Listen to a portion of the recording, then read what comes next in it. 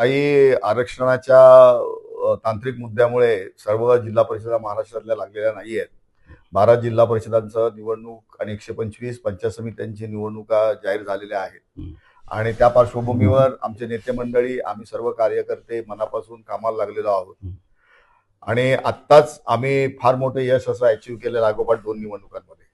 आणि त्यामुळे जिल्हा परिषदा निवडणूक आम्हाला अवघड जातील असं कुठल्याही कार्यकर्त्याला वाटत नाही.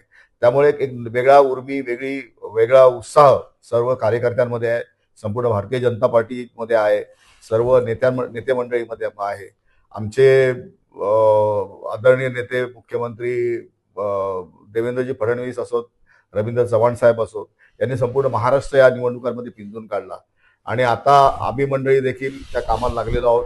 आम्हाला खात्री आहे जे बरोबर येतील त्यांना बरोबर घेऊन, जे न येतील त्यांच्याबरोबर मैत्रीपूर्ण लढत ठेवून आम्ही येणाऱ्या निवडणुका निश्चित लढू आणि लढून त्या जिंकू याची खात्री आम्हाला आहे. कारण लोकांना सगळीकडे भारतीय जनता पार्टीचं सरकार, भारतीय जनता पार्टीचं शासन, स्थानिक स्वराज्य संस्था असो किंवा वरच्या निवडणुका असो, सगळीकडे अभिप्रेत आहे.